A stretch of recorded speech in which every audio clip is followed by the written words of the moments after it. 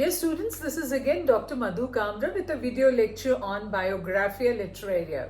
Now, first of all, I begin with Coleridge as a critic. Then I shall discuss about his contribution and his singularities, and finally I would discuss what are the main elements of the treatise under study. So, to begin with, you all know that Coleridge was a romantic poet who collaborated with William Wordsworth, and he was the one who contributed supernatural elements in poetry writing, and this made his poems very popular. He was also a philosopher and a critic of gigantic learning, and you also have reasons which I shall discuss very soon as to what makes him the most original critic of England. So you know that Coleridge was the first English critic, and his span ranges from 1773 to 1834, and he was the one who added a psychological approach to literary criticism. He also established literary criticism on philosophical ground, for he integrated literary analysis with transcendental idealism. So transcendental idealism is the idea that Coleridge borrowed from Immanuel Kant, who believed that we don't look into things as they exist in themselves, but rather how we perceive them. He also borrowed ideas from other romantic thinkers in one way or the other, like Schiller and Schelling. And it was only because of his newness in approach of thinking that made George Sainsbury club him with Aristotle, and he was the first one to hail him as one of the greatest critics that England had ever produced. So his newness rests in his approach to the analysis of a poem, because he does not measure what are the merits and demerits of a writing, but rather looks into how it came to be there at all. So he at the same time upheld art as a source of moral and philosophical wisdom, and therefore it can be said that Biographia Literaria is an eclectic work. Biographia Literaria is regarded as an eclectic book because it is a mixture of literary autobiography, literary theory, and philosophical speculations. To begin with the text, you have the writings which were penned by Coleridge during his lifetime. I am not going to read it out. This will save our time, but you have it on the screen. Now, coming to Biographia Literaria, let me tell you that it contains 23 chapters. And the key ideas which I need to elaborate here is how does he define imagination, and in what way primary imagination differs from secondary imagination. And then I would move on to willing suspension of disbelief. I would talk about poetic faith, and last I would talk about the elements of fancy. It is also a meditative narrative because Coleridge presents here his reflections on so many elements which goes to make a text as an aesthetic piece of writing. And Biographia Literaria is also ranked as a literary autobiography because it contains Coleridge's life, education, literary exploration, and non-conformity with Wordsworth in theory of poetry. And last of all, you'll find that this is also a creative theory, because here you'll find that he divides a broad distinction between what is primary and secondary imagination, and also differentiates it from fancy. So this way you will find that Biographia Literaria is a work on literary aesthetics and literary theory. And now coming to imagination first, Coleridge beholds imagination as most powerful instrument of inquiry, and he also says that this is something which is productive and spontaneous by nature, and this is needed for perceptual play, that is making and shaping and also unifying, whatever is perceived by the five central powers of a human mind, which includes your reason, knowledge, then sense, fancy, and of course imagination too. You also find that he says that imagination is essentially divine, because to him creative imagination is the pathway to communion with God. And he also says that creative imagination can raise human consciousness to its ultimate potential. And imagination to Coleridge is synonymous to what he calls philosophic consciousness. Now, this is primarily because imagination is embedded in reason, which is a supreme faculty, and as I told you that it also beholds our five senses, our understanding through knowledge, through our intuitive power, and also through our imagination, the way we visualize things, the way we try to create new things by using our experiences, modifying them, and then cultivating into something which we haven't come across. Now, coming to primary imagination, you'll find that it is involuntary and universal. This was named by Immanuel Kant as reproductive imagination and was recognized as intermediary faculty because it blends sensual experiences with understanding. It unites the data of the senses with the concepts of understanding, and it is the main faculty of all human perception. Thereby, it individualizes the rational insight by forming an intelligible perspective of the world. It also provides a wider cosmic view, and it is also the divine ability to create something new, create something wonderful. And as I told you that primary imagination is therefore primary for two basic reasons. They are, the first, as I told you, it is shared by all, that is, it is universal, and it is used all the time to make sense of day-to-day experience. This happens spontaneously, it is involuntary. You don't have to consciously exercise your will in order to register what you experience as you look around, as you breathe in every day. So this way it has a cosmic context. In other words, it creates the world of nature as a piecemeal of God's creation. So every one of us is blessed with primary imagination, and it is our living power. It is the prime agent of all human perception. But one thing to be remembered is that there is no originality in primary creation, in primary imagination, and you should remember that it is confined only to perception.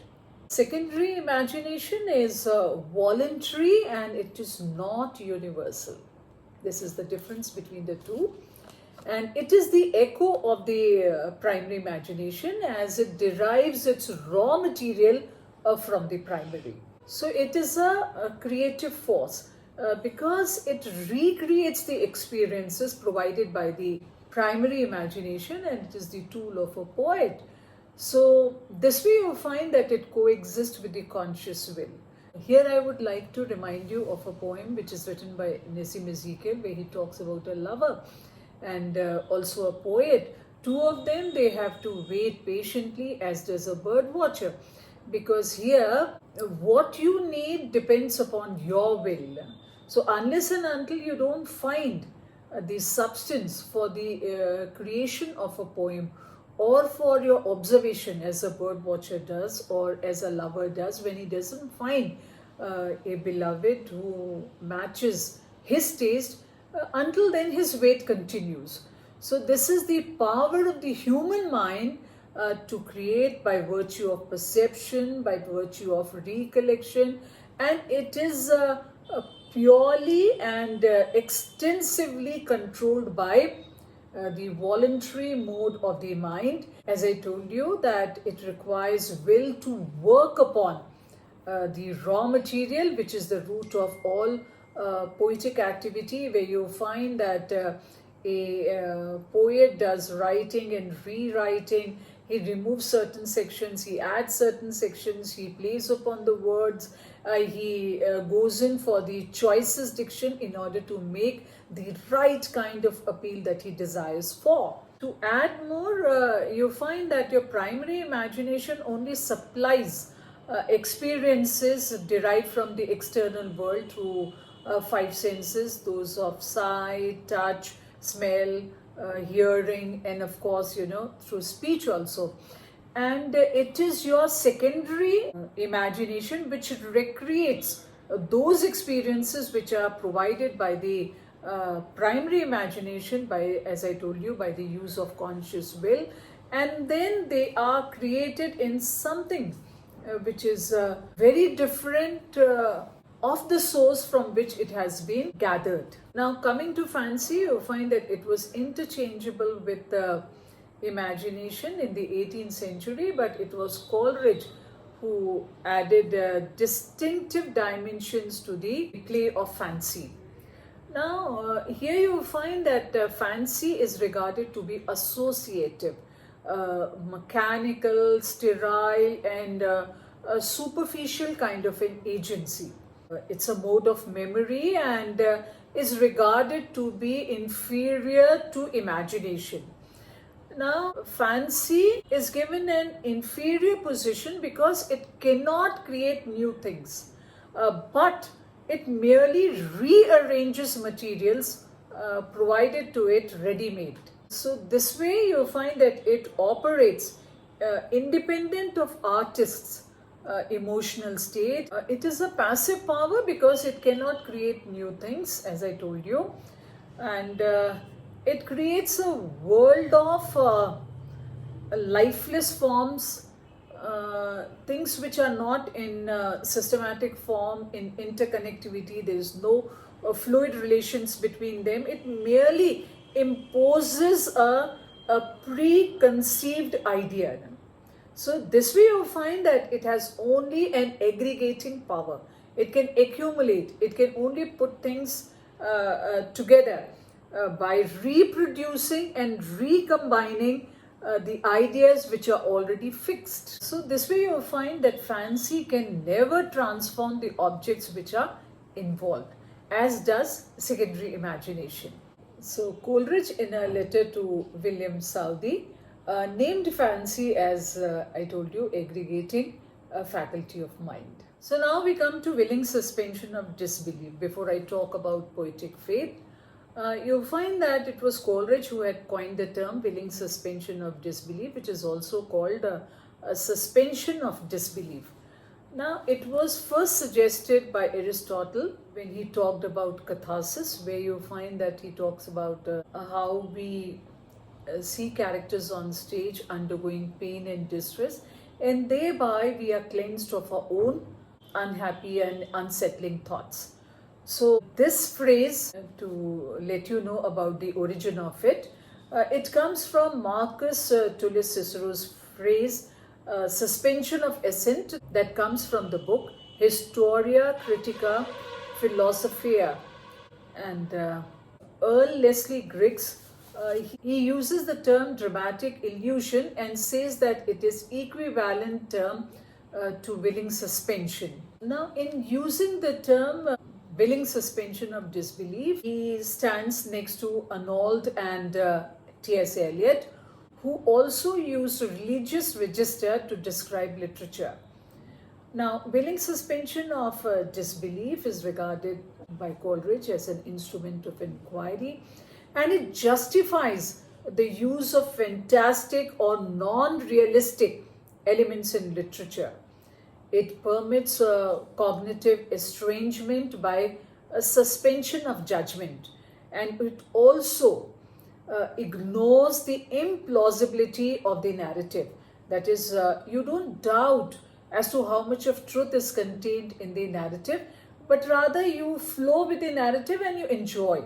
For example, if you take the poem Christabel or A Rhyme of the Ancient Mariner written by Coleridge, you find that whatever happens to the mariner after he has killed the albatross, you just accept it. And then when you finish reading the poem, you have a feel that you have really enjoyed it. And at the same time, you don't doubt that the albatross was wrongly killed. So this way, whatever happens after that, when you find that life and death and life, they are at a game of dice, you ignore the unreality that is presented to you in the following stanzas, and it gives you aesthetic pleasure. Now see what is poetic faith. Poetic faith establishes literature as a successor to religion, and it is a necessary human truth because it embodies what we recognize as universal humanity. So, willing suspension of disbelief plus poetic faith, when the two are clubbed, they denote intellectual ascent and descent. Now, here you find that poetic faith is constituted by a conscious choice to believe in the supernatural agents which are produced within the fabric of a poem or in that of a play. And you don't doubt the existence of airy creatures. Rather, you shed the propensity to judge the reality, and you flow with the unreal that is presented. What is the difference between Wordsworth and Coleridge? You find that Wordsworth wanted to make ordinary extraordinary by mood of craft, and Coleridge wanted to deliver supernatural with credulity. Therefore, you find that his characters, whether it be Christabel or whether it be Kubla Khan or Ancient Mariner, they are all supernatural but at the same time romantic. And they give a semblance of disbelief to human interest, whereby through the agency of willing suspension of disbelief, poetic faith is constituted. Now, coming to the arguments that Coleridge produces on poetic language, you find that Coleridge calls it a methodical miscellany because Coleridge intended a Biographia Literaria to be a preface of few pages to a Sibylline Leaves, which he published in the year 1817. It was a collection of his poems, but it spread to 2 volumes as semi-autobiography. And you know that includes his meaning, philosophy, religion, literature, theory, along with his opinions and assessment of his collaborator, Wordsworth. Here you also find that he does not coincide with Wordsworth's belief that poetic language should mimic the language of the common man, because this is what that Wordsworth writes in Preface to Lyrical Ballads, which appeared in 1798. He says that poetic language is a work of artifice, which is crafted for a superior purpose. Hence, it should contain poetic quality. It is not for ordinary pleasure, because poetry writing has a superior purpose. Therefore, it should contain a distinctive poetic quality.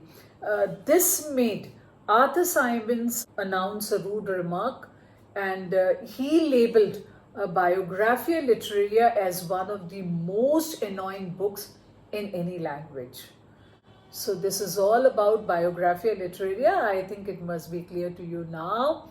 And what else do you want? What more do you want? You can put it in the chat box, and I should certainly cater to your demand. Thank you so much, students.